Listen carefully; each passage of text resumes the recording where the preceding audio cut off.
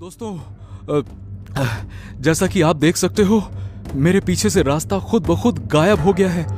मैं जानता हूं दोस्तों कि मेरी ये बात आपको अजीब लगेगी, लेकिन मेरा यकीन कीजिए, मैं बिल्कुल सच कह रहा हूं। मुझे अब खुद नहीं पता कि मैं वापस कैसे जाऊंगा। इस वक्त मुझे वाकई बहुत डर लग रहा है। हे भगवान, हे भगवान, हे भगवान, मुझे यहां अंदर आना ही नहीं चाहिए था। अब मैं क्या करूं? हाँ, मैं मोबाइल से किसी को कॉल करता हूं। हाँ। नैनीताल एक ऐसी खूबसूरत जगह है जहां की वादियां हर वक्त प्यार में डूबी रहती हैं। देश विदेश से लोग यहां पे सैर करने के लिए आते हैं ताकि वो अपने साथ कुछ प्यारी यादें ले जा सकें। आर्यन, जो कि 22 साल का एक युवा लड़का था, छुट्टियां मनाने नैनीताल पहुंचा। आर्यन दरअसल एक व्लॉगर था। जगह जगह घूमना और उसे शूट करके यूट्यूब पे डालना उसका शौक भी था और पेशा भी। हेलो दोस्तों, मैं इस वक्त हूं इंडिया के सबसे खूबसूरत शहरों में से एक नैनीताल में, और मैं आपको बता नहीं सकता कि यह शहर कितना सुंदर है।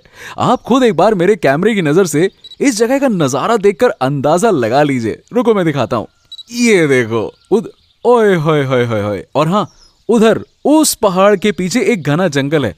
अगले एपिसोड में मैं उस जंगल के अंदर जाकर आपको लाइव दिखाने वाला हूं। तब तक के लिए गुड बाय, टेक केयर। हो, चलो आज का एपिसोड तो शूट हो गया। अब उस पहाड़ के पीछे के जंगल को कल शूट कर लूंगा। एक्चुअली क्यों ना उसे आज ही शूट कर लूं तो? हाँ, चलो let's move. Wow, just wow wow wow wow. आज तो बहुत मजा आने वाला है। अमेजिंग। चलो, अच्छी बात यह कि आसपास कोई भी नहीं है, तो शूटिंग में कोई भी डिस्टर्ब नहीं करेगा। चलो अंदर चलते हैं। वेल दोस्तों, ये है वो घना जंगल जिसके बारे में मैंने आपको लास्ट एपिसोड में बताया था। और मैं जैसे जैसे अंदर जा रहा हूं, सूरज की रोशनी कम होती जा रही है और अंधेरा पड़ता जा रहा है। मैं धीरे धीरे आगे। ये क्या है? अरे बाप रे, बच गए। ये तो काला नाग लग रहा है। वाह, इतने नजदीक से मैंने ब्लैक कोबरा को कभी भी नहीं देखा है। आप खुद ही देख सकते हो इस कैमरे में। आर्यन अपने कैमरे से पूरे जंगल में घूम घूम कर शूट करने लगा। वैसे तो जंगल में कई लोग आते ताकि वो कुछ खूबसूरत पलों को कैद करके लौट सकें, लेकिन कभी कभी लौटना कुछ लोगों की किस्मत में नहीं होता। चलते चलते आर्यन की नजर अचानक से बाएं तरफ जाती है, एक कच्ची सड़क पर, जो कि बहुत ही पतली थी। उस सड़क से कोई जा न सके, इसके लिए उस रास्ते को कांटेदार तार से घेर दिया गया था। आर्यन उत्सुकतावश उस रास्ते के पास गया। अब ये रास्ता कहां जाता है और ये कांटे लगाकर इस रास्ते को बंद क्यों कर दिया गया? आर्यन ये सोच ही रहा था कि उसकी नजर पेड़ पर लटके एक टूटे हुए साइन बोर्ड पर गई। उस बोर्ड पर बहुत धूल जमी पड़ी थी। आर्यन ने फूंक मारकर धूल को साफ किया। बोर्ड पर लिखे शब्द दिखने लगे। आर्यन उस बोर्ड पर लिखे शब्दों को पढ़ता है। वाह, अच्छा, अंदर खतरा है। इस रास्ते से अंदर जाना सख्त मना है। अंदर जंगली जानवरों से जान का खतरा है। कृपया इस जगह से दूर रहें। हो, ऐसी बात है। मतलब अंदर खतरा है, और अगर ऐसा है तब तो फिर अंदर जाना ही पड़ेगा, क्योंकि मेरा नाम भी आर्यन है। आर्यन यानी खतरों का खिलाड़ी। चल आर्यन, दिखा दे अपना कमाल। हाँ, ये कहते हुए आर्यन उन कांटेदार तारों को लांघकर उस रास्ते में घुस गया।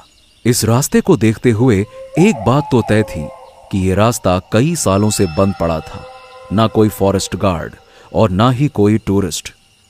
जैसे जैसे आर्यन जंगल के अंदर बढ़ता जा रहा था, वैसे वैसे जंगल और ज्यादा खामोश होता जा रहा था। अचानक से आर्यन को महसूस हुआ कि उसके पीछे का रास्ता गुम होता जा रहा था। आर्यन एकदम से चौंक गया। पीछे मुड़कर देखने पर उसे वो रास्ता नहीं, बल्कि जंगली पेड़ पौधे दिख रहे थे। What the? ये क्या बकवास है? मैं जिस रास्ते से आ रहा था, वो रास्ता कहां गया? ऐसा कैसे हो सकता है? रास्ता खुद ब खुद गायब कैसे हो सकता है? आर्यन आसपास चारों ओर दौड़कर देखता है, पर रास्ता कहीं नजर नहीं आ रहा था। वो काफी घबरा गया। ओ माय गॉड, अब मैं क्या करूं? मैं वापस कैसे जाऊंगा? आर्यन कैमरे की ओर देखता है और बोलता है, हाँ दोस्तों, जैसा कि आप देख सकते हो, मेरे पीछे से रास्ता खुद ब खुद गायब हो गया है।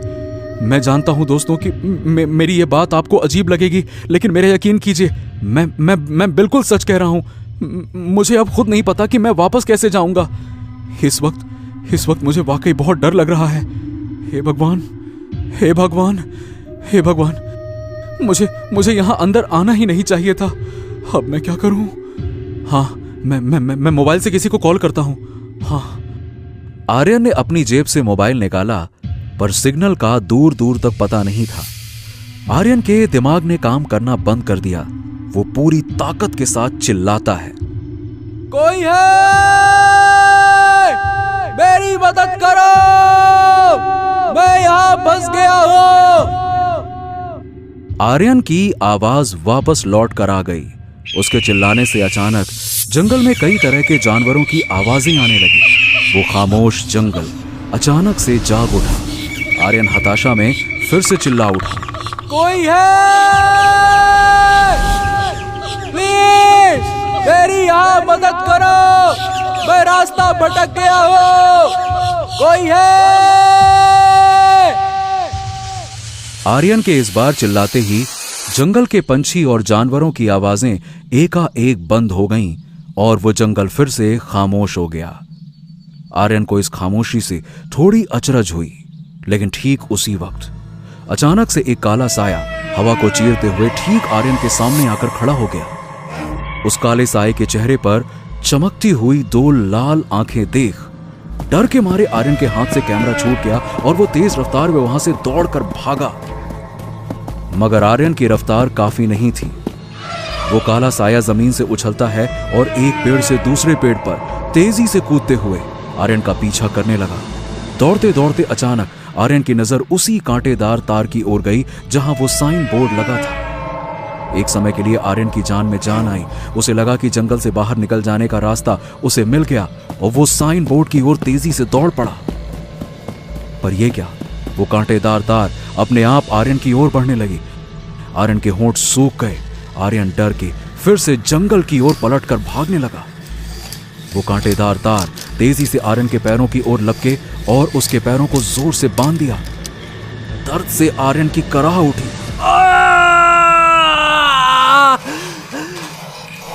ये सब उस काले साये की शक्ति से हो रहा था। घिसटाते हुए कांटेदार तारों ने आर्यन को एक पेड़ से बांध दिया। आर्यन पूरी तरह से बेबस हो चुका था। काला साया ठीक उसके सामने आकर खड़ा हो गया। काले साये ने गुर्राते हुए भारी आवाज में कहा, यहां पर क्यों आए हो? अब तुम्हें मरना ही होगा। आर्यन गिड़गिड़ाने लगा, देखो, आई डोंट नो, मतलब मैं नहीं जानता कि तुम कौन हो, लेकिन प्लीज मुझे छोड़ दो। आखिर मेरी उम्र ही क्या है? प्लीज मुझे छोड़ दो। मैं यहाँ कभी वापस नहीं आऊंगा। प्लीज मुझे छोड़ दो। उस काले साये ने धीरे से अपने दोनों हाथ ऊपर उठाए और फिर एकदम से नीचे झटक दिया। कांटेदार तार आर्यन के बदन के अंदर तेजी से धंसते गए और देखते ही देखते आर्यन का बदन दो टुकड़ों में कटकर जमीन पर गिर गया। आर्यन की आखिरी चीख उठी और फिर जंगल ऐसा खामोश हुआ मानो दुनिया के नक्शे पर उस जंगल का नामो निशान भी ना हो। काठ गोदाम रेलवे स्टेशन के बाहर देविका, उसकी सहेली लीला और उसका बॉस नारायण टैक्सी का इंतजार कर रहे थे। देविका के पास दो बैग थे। देविका, तुम्हारी जिद की वजह से ही हमें इतनी दूर आने के लिए फ्लाइट की जगह ट्रेन में आना पड़ा। आई डोंट नो, तुम हमेशा ट्रेन से ही सफर क्यों करती हो? अब इनको कैसे समझाऊं कि अपने सीक्रेट गैजेट्स को एयरपोर्ट सिक्योरिटी से बचाना कितना मुश्किल काम है। कुछ नहीं सर, वो एक्चुअली मुझे एरोफोबिया है ना, फ्लाइट के अंदर चक्कर आने लगते हैं, इसलिए मेरे लिए ट्रेन ही ठीक रहेगी। और मुझे पहाड़ों में चक्कर आने लगते हैं। ओह अच्छा, एक बात बताओ देविका, एक दिन के रहने के लिए ये दो बैग लाने की क्या जरूरत थी भाई? सर, इसके एक बैग में तो बस मेकअप का ही सामान है। ओह कम ऑन लीला, कुछ भी मत बोलो, जैसे कि तुम मेकअप करती ही नहीं हो। Okay okay okay okay, cool down, तुम दोनों लड़ो मत। और ये ड्राइवर कहाँ मर गया, कहाँ? हाँ वो रहा। देविका, लीला और उसका बॉस नारायण स्टेशन से नैनीताल के लिए रवाना हो गए। कार के अंदर बैठते ही देविका गहरी सोच में डूबी हुई थी। वैसे तो नैनीताल देविका पहली बार आई थी, लेकिन उसे बार बार ऐसा लग रहा था कि इस जगह से या तो उसका कोई पुराना नाता है या कोई नाता जुड़ने वाला है।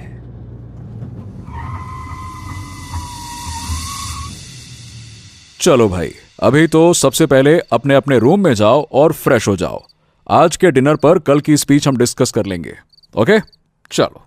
ओफोफोफो, ये गेस्ट हाउस भी पहाड़ के ऊपर बनाया गया है। अब इन लोगों को क्या बताऊं कि घाटियां देखते ही मेरी हालत पतली हो जाती है। पता नहीं साइबर सिक्योरिटी पर सेमिनार इन लोगों को नैनीताल के पहाड़ों में क्यों रखना था। हाँ खैर। देविका अपने कमरे में घुसते ही कमरे का दरवाजा झट से बंद कर लेती है और अपना एक बैग खोलती है।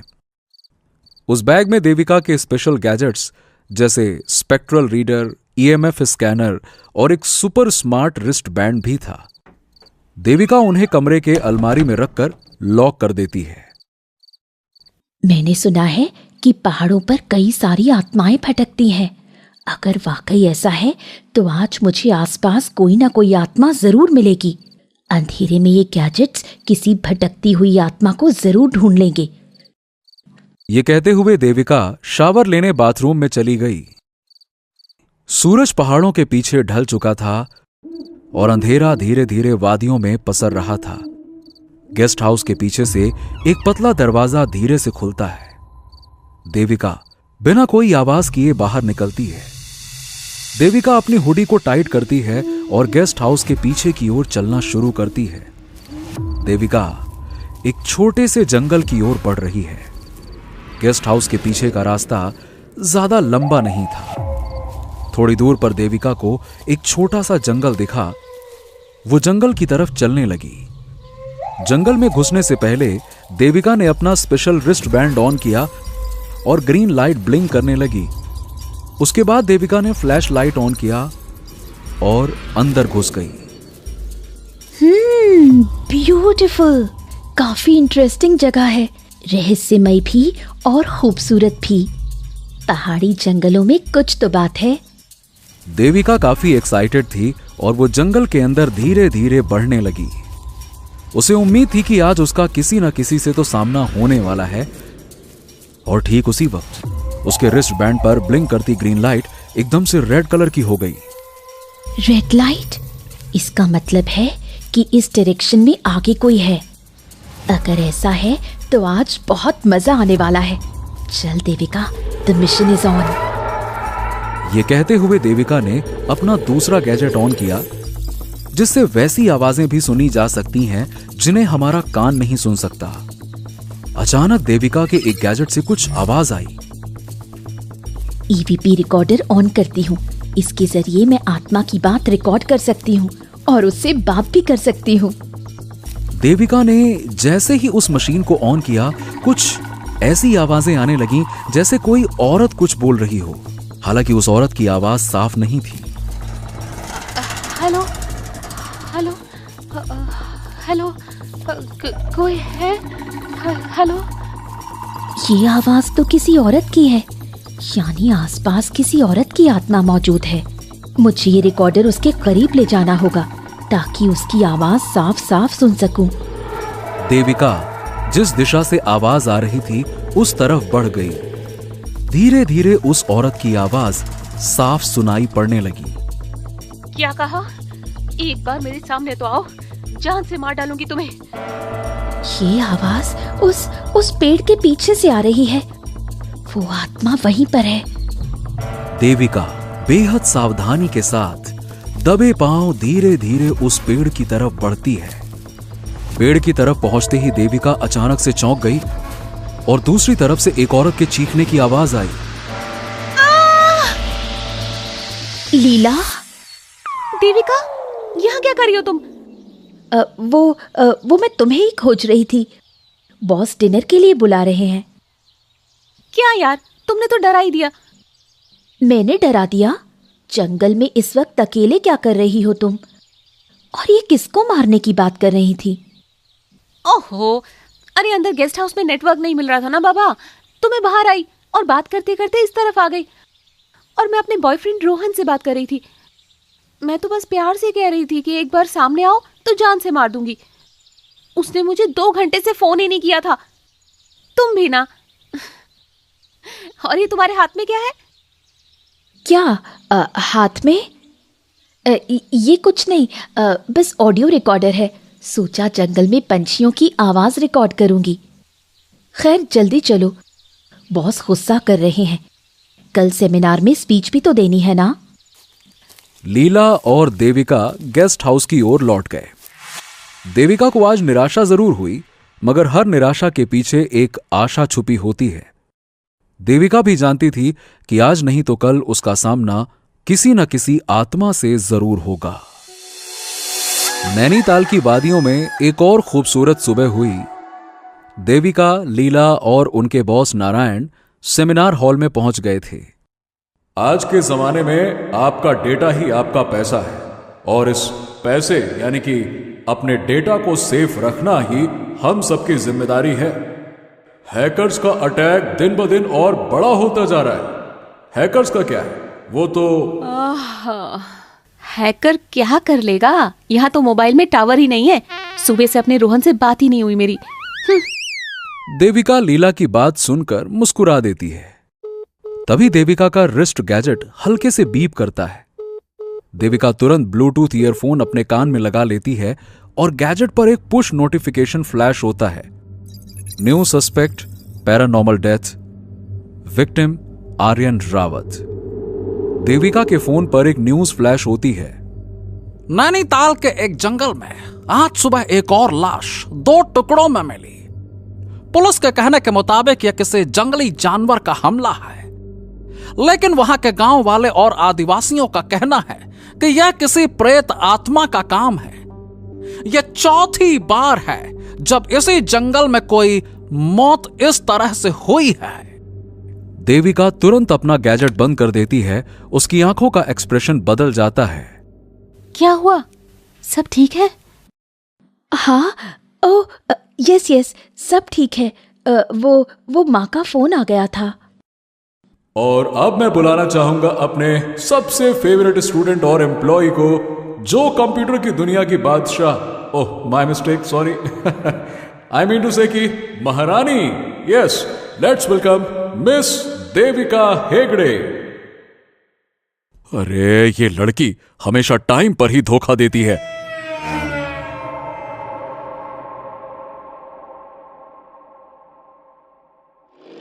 इधर देविका तेजी से जीपीएस को फॉलो करते हुए उस जंगल की ओर बढ़ रही थी जहां आर्यन की दर्दनाक मौत हुई थी। देविका को मन ही मन ये यकीन था कि आर्यन को किसी जंगली जानवर ने नहीं बल्कि किसी भयानक आत्मा ने मारा है।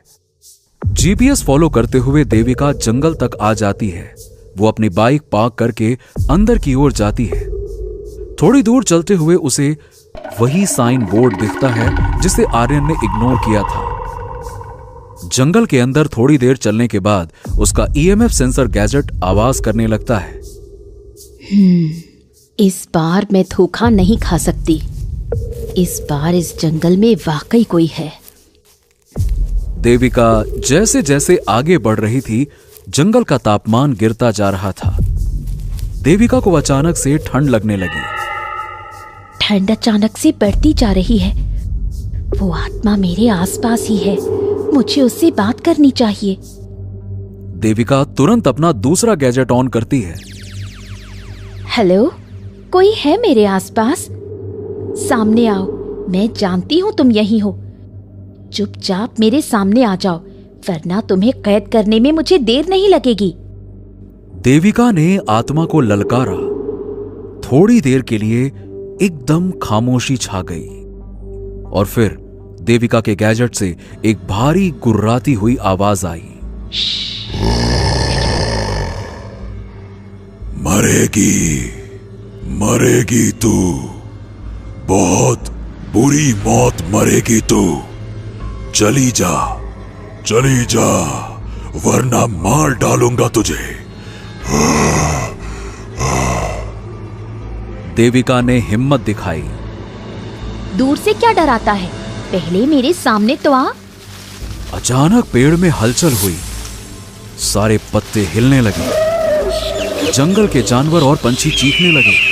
शोर इतना तेज था कि देविका ने अपने कान बंद कर लिए और ठीक उसी वक्त वो काला साया अपनी बड़ी बड़ी लाल आंखें फाड़े देविका के चेहरे के सामने खड़ा हो गया। थोड़ी देर देविका की आंखों में घूरने के बाद काले साये ने अपना मुंह फाड़ा और जोर से दहाड़ मारी। उसकी तेज दहाड़ और नुकीले दांतों को देखकर देविका भी थोड़ा घबरा गई। पूरा जंगल एकदम खामोश हो गया। देविका ने फुर्ती से एक छोटा सा गैजेट बाहर निकाला और बटन दबा दिया। गैजेट से एक बिजली निकली और सीधा उस काले साये से टकराई। काला साया बिजली के झटके से टकराकर दूर गिर गया। सीधे तरीके से मान जाओ, वरना मेरे पास और भी तरीके हैं। ये कहते हुए देविका ने अपना ब्रह्मास्त्र यानी कि आत्मा को कैद करने वाली मशीन निकाली और बटन दबा दिया। मशीन से लेजर लाइट काले साये की ओर निकली, पर इससे पहले कि वो लेजर लाइट काले साये को कैद कर पाती, वो उछलकर देविका के पास आ गया और एक झटके में उसकी मशीन को चकनाचूर कर दिया। देविका को काले साये की शक्ति पर यकीन ही नहीं हुआ। अब बारी काले साये की थी। उसने इशारा किया और कटीले तारों ने देविका को पेड़ से बांध दिया। मरने के लिए तैयार हो जाओ। देविका ने हार मानते हुए अपनी आंखें बंद कर ली। देविका की सांसें तेजी से चल रही थीं। काले साये ने अपने दोनों हाथों को उठाया और आखिरी वार करने को तैयार हो गया, पर तभी पत्तों के खड़खड़ाने की आवाज आई। काले साये ने चौंक कर इधर उधर देखा तो दूर अंधेरे में कोई खड़ा था। देविका ने भी अपनी आंखें खोली और एकटक देखने लगी। हल्के अंधेरे में से एक आदमी बाहर आया और उजाले में आकर खड़ा हो गया। वो शख्स कोई और नहीं बल्कि देव था। देविका देव को देखकर हैरान हो गई। तुम जो कोई भी हो, इसे छोड़ दो। तुम चाहो तो इस लड़की के बदले मुझे मार सकते हो। काले साये की भयानक आंखें चमक उठी। वो एकदम से देव की ओर झपटा। देव पहले से चौकन्ना था। उसने फुर्ती से अपना फैंटम कॉर्ड्स वाला पेंडेंट काले साये के ठीक सामने रख दिया। वो पेंडेंट बहुत तेजी से चमकने लगा। काले साये की लाल आंखें चौधियां गईं। उसकी सारी शक्तियां उस पेंडेंट के सामने शिथिल पड़ गईं। वो अब पूरी तरह से सम्मोहित हो चुका था। देव पहले देविका की ओर जाता है और उसके बंधन खोलता है। तुम ठीक हो? देविका को इस अजनबी फरिश्ते के बारे में कुछ नहीं पता था। वो बस उसे टकटकी लगाए देखती रही और अपना सिर हिला दिया। देव उस काले साये के पास आया। कौन हो तुम? अपने बारे में बताओ। वो काला साया अपने असली रूप में आया। मेरा नाम रतनलाल है। किसी जमाने में मैं पास के गांव में अपने छोटे से परिवार के साथ रहा करता था। बीवी बच्चों के साथ मेरी जिंदगी बड़े आराम से चल रही थी। बहुत ही साधारण जीवन जी रहे थे हम लोग। पर जो भी था, हम अपने जीवन में खुश थे। मैं अक्सर इस जंगल में आया करता था लकड़ी काटने के लिए, और उसी लकड़ी से हमारे घर का चूल्हा जलता था। सब कुछ ठीक चल रहा था कि एक दिन जाने कहां से दो मनहूस इस जंगल में आए। मुझे पता चला कि वो दोनों शिकारी थे। रात में वो चुपके से भालू का शिकार करते और उसे तस्करों के हाथों बेच देते। मैंने ये बात गांव वालों को बताई, पर डर के मारे कोई भी आगे नहीं आया, क्योंकि उनके पास बंदूकें थीं। हम इस जंगल को अपनी मां मानते हैं और यहां के पशु पक्षियों को अपने परिवार की तरह ही मानते हैं, और ऐसे में अगर हम इनकी रक्षा नहीं करेंगे तो और कौन करेगा? फिर क्या था, एक दिन मैं उनके सामने सीना तान कर खड़ा हो गया और कहा कि यहां से लौट जाओ अपने शहर, वरना मुझसे बुरा कोई नहीं होगा। जवान था और सीधा साधा भी। दुनिया कितनी जालिम है ये मैं समझ नहीं पाया।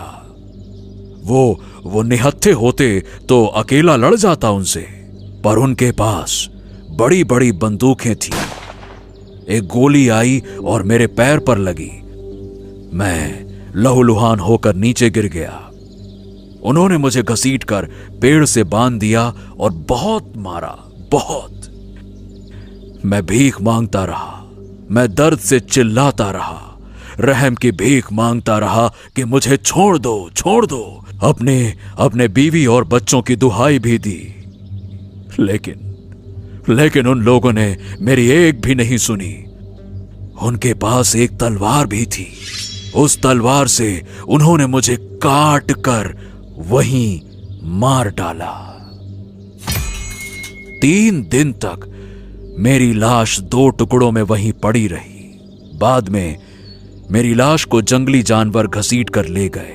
पुलिस कहती रही कि मुझे किसी जंगली जानवर ने मारा है, पर गांव वालों को एहसास था कि मुझे किसने मारा है। किसी ने कुछ नहीं कहा। सब शांत रहे और मैं प्रेत बनकर इस जंगल में भटकता रहा। तब से यहां जो भी आता है उसे शिकारी समझकर मैं मार डालता हूं। देव रतनलाल के दर्द को समझ सकता था। उसने सहानुभूति के साथ कहा, रतनलाल, देखो, इसमें कोई दो राय नहीं कि तुम्हारे साथ बहुत ही बड़ी नाइंसाफी हुई है। तुम्हारा गुस्सा जायज भी है, लेकिन मैं तुम्हें अपना बदला लेने के लिए किसी निर्दोष की हत्या करने नहीं दे सकता। तुम्हें मैं मुक्त करता हूं ताकि तुम्हारी आत्मा इस जंगल से हमेशा हमेशा के लिए चली जाए। रतनलाल अपना सिर झुकाए रहा और फिर उसने देव की ओर देखते हुए कहा, मैं भी यही चाहता हूं। मैं हाथ जोड़कर तुमसे विनती करता हूं कि तुम मुझे मुक्त कर दो। देव काले साए यानी रतनलाल के पास आया और अपने जादुई पेंडेंट को उसके सर पे रख दिया। उसी वक्त एक प्रकाश फैली और एक धुआं बनकर रतनलाल की आत्मा आकाश में विलीन हो गई। रतनलाल की आत्मा को मुक्ति मिल चुकी थी। देव देविका की ओर मुड़ता है। तो तुम यहां क्या कर रही थी? देविका अभी भी खोई हुई थी। उसे यकीन नहीं हो रहा था कि देव के पास ऐसी शक्ति है। ओ हेलो, मैंने पूछा, तुम यहां क्या कर रही थी? वो एक्चुअली मैं इसी आत्मा को कैद करने आई थी। देव देविका के टूटे हुए गैजेट्स की ओर देखकर कहता है, इन खिलौनों से? देविका को यह बात बहुत बुरी लगी। एक्सक्यूज मी, खिलौना नहीं है ये, एडवांस मशीन्स हैं जो मैंने खुद से बनाई हैं और कई सारी आत्माओं को कैद भी किया है। पता नहीं आज क्या हो गया। अच्छा, तुम्हारी किस्मत अच्छी थी कि मैं जंगल के उस पार किसी दूसरी आत्मा की खोज में आया था। रास्ते में अचानक से मुझे एहसास हुआ कि इस तरफ कुछ तो बात है। अगर मैं ना आता तो तुम अब तक जिंदा नहीं होती। देविका देव की ओर देखती है और हल्के से मुस्कुराती है। थैंक्स। जिंदगी बचाने के लिए बस थैंक्स। चलो कोई बात नहीं, आओ तुम्हें जंगल के बाहर छोड़ देता हूं। वहां से चुपचाप अपने घर लौट जाना। तुमने अभी अभी बताया कि तुम किसी दूसरी आत्मा की तलाश में जा रहे थे। हाँ, जा रहा हूं। तो मैं भी तुम्हारे साथ चलूंगी। मैं अपना काम अकेले करता हूं। ये कहते हुए देव आगे बढ़ गया। अकेले? That we will see। Devika की आंखों में एक चमक थी। देविका देव के पीछे पीछे चलने लगी। जब भी एक कहानी खत्म होती है तो दूसरी कहानी के लिए रास्ता बना जाती है। दोस्तों, कैसी लगी आपको ये खौफनाक और रोमांचक कहानी? नीचे कमेंट करके जरूर बताइए। और अगर आपको यह कहानी पसंद आई तो लाइक, शेयर और भूतनाशक पार्टी को सब्सक्राइब करना ना भूलें। हर शुक्रवार हम लाएंगे एक नई हॉरर स्टोरी, तो तुरंत बेल आइकन को दबा दें ताकि ऐसी ही हैरत अंगेज कहानी आपसे कभी छूट ना जाए, क्योंकि डरोगे तभी तो आगे बढ़ोगे।